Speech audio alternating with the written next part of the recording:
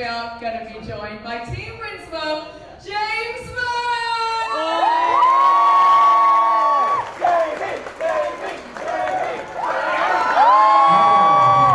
Remember, this is the home of motorsport. This is the home of the Grand Prix. It's the home of really our team.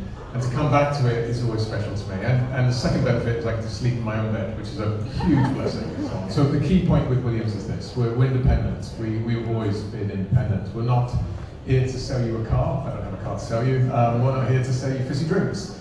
But I am here to effectively ensure that you understand we do this because we're a sporting entity. I love motor racing. I have for all my career, 26 years of it.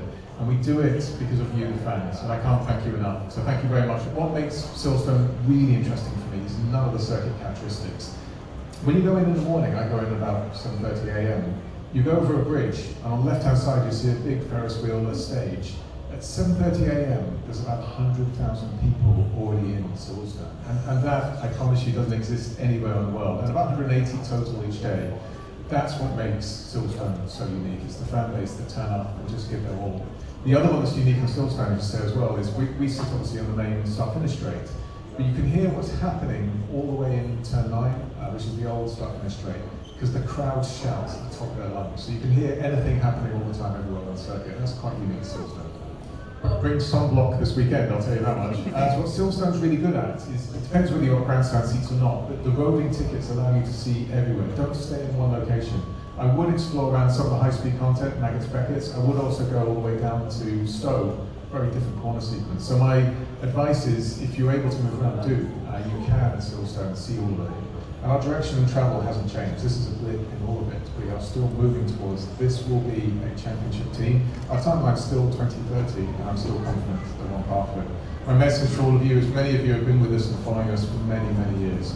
Please stay by our sides when we're here and trust the process, but some great things to come. So thank you to all of you. I do like the Alex Albon pole position face, which Carlos has just become better and better at imitating. So pole position. Pole position. Huh? Pole position. Huh? Mine would be, trust yourself, do it faster, act on it. That's the top. This is never about one person. It's not about me. It's really not about any one individual or the drivers and the circumstance. But what it is about is all of us coming together and working to exactly a unified goal. And it was absolutely reinforced in what we're doing. The power we have today is there are 1,200 people all pointing the right way, and they will spend more time with me and the business than they will with their families. And that's an incredible, I guess it's humbling for me as a result of it. How on earth did you buy Carlos Sainz? He believes in what we're doing. Even today, yes, we've gone backwards a bit, but he believes and he sees what we're doing. So what we showed him is all of the back bits, all of them, and there's quite a few of them in the position, but all of the really great things that we're changing and how long it will take to change. And I don't think he was treated the way he should be treated. He is an absolute top-tier driver, and we're creating an environment where he is a leader and he has a chance to fly in our car. It's just the pain of the moment, and in most sports it's probably more than others. You really feel it on a Sunday night. It's momentary compared to the goal that you're achieving in the future. Team Principal is not about sitting in a chair a million miles above everyone else and just saying, go do that. It's nothing to do with that at all. You need to understand the level of detail that's going on up and down your team. You need to understand what pressures and stresses they're each going through and how you can help in that regard, and making sure you have a unified bond between all individuals. That's the secret to it. It's nothing complicated, it's that, and you'll be great. How do you manage your own stress? So I do two things. I do really stupid things in my spare time. So I fly helicopters, fly aircraft, race in GT3 as well. The reason why I do all three, there's a commonality between it. When you do it, your brain cannot think of anything else anymore but what you're doing in the moment. And it's just an ability to switch off. I rarely get stressed, because stress is when you have items outside of your control. And I'm fortunate enough to be able to control most of what's in and around me. Where we are today is a representation of decisions we make. That's our control. Yes, some of it's good and some of it's bad, but I have control over that, which means that's not stress being created. It's frustration, it's other emotions, but it's not stress. Stress, though, is where, the best way I can explain it is you're on a production line and you're doing a job and someone turns the speed up on it. That's stress. You can't control what happens and you're doing the best you can in and around you. So Stress, I would go back to the core of it is think about what you really are in charge of control, and it's more than you think, and take control of it. So, hi James, I want to be a Formula One driver myself. Excellent. And I know you race and you've worked with so many incredible drivers.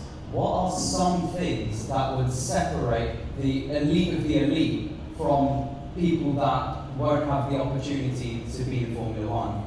It's a good question. So the youngest that people start their career on the journey to Formula One is 6 years old. And at 6, I don't mean they're getting in a kart. I mean they're in a kart every single weekend for every single exaggeration, 30 or 40 weekends a year, fundamentally. The youngest, I have Sainz drivers. So Kimi Antonelli was a driver I found when I was back in Mercedes with Toto and a chap called Gwen. He was 11 when we signed him. I signed a fantastic individual called Lucas Palacio here at Williams. He was 10. So what are we looking for? What I'm looking for is, it's not necessarily just about winning. If you're top 3, that might be sufficient. What I'm really looking forward to, or looking at, is when we put more pressure on you, or more pressure comes on your shoulders, what happens? Do you change personality? Do you change who you are? Do you start making more mistakes? Or do you dig into it and want more of it? And it's that last one that defines Formula One drivers in my experience. The more pressure that appears, the stronger they get as a result of it. And if I give you an example of Carlos this year, we had an event in Monaco where there was a red flag that killed his lap. His lap would have been good enough. The tyres were cold because he had to come back in slowly. He went back out and delivered a lap. He had just one lap in Monaco, which is the most challenging circuit at that time. And the pressure didn't change him in a negative way, it made him stronger. He was absolute on, this is what I need and I'll go and deliver for you.